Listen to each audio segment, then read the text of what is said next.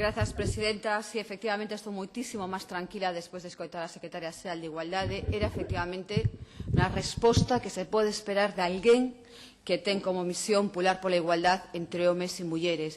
Contestar con toda a demagoxia do Partido Popular, en estado puro, a levamos escoitando respecto de calquera tema. Vamos, aquí temos flores dende este inicio de período de sesións tremendas, pero esta, bueno, a coñecemos o argumentario. Señora López Abella o fixo moi ben, repetiu moi ben os argumentos do Partido Popular, sí, perfectamente, moi ben que este vostede a favor de que a LOMCE lle dé cobertura aos centros segregacionistas, que efectivamente no marco xurídico de educación incluamos a segregación entre nenas e nenos, moi ben, que vostede lle dé cobertura a esta desvergoña do señor Wert, dende logo que é para presumir, é para salir á rúa e decir como secretaria xeral de Igualdade estou a favor da segregación de nenos e nenas, é vanguarda, porque é simplemente volver a séculos anteriores.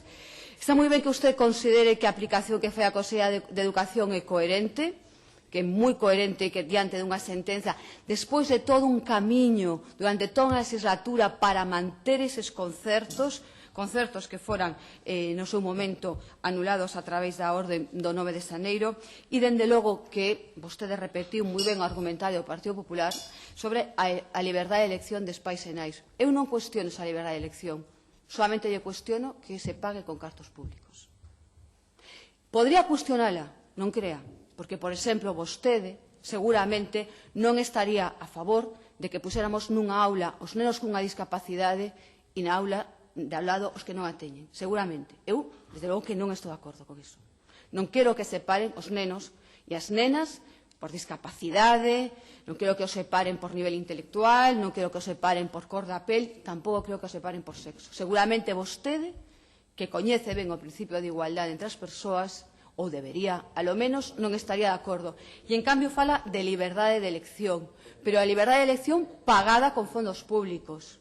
Os nenos e as nenas que son transportados e que non teñan liberdade de elección para ir a outro cole no rural, se lles acaba de quitar o comedor por cuestións económicas, non? Para pagar a débeda que existen cos bancos. En cambio, os nenos e as nenas que as súas familias queren enviálos a colexios ultrarreligiosos dunha determinada confesión, que efectivamente con grande poder no Partido Popular, iso é certo, non?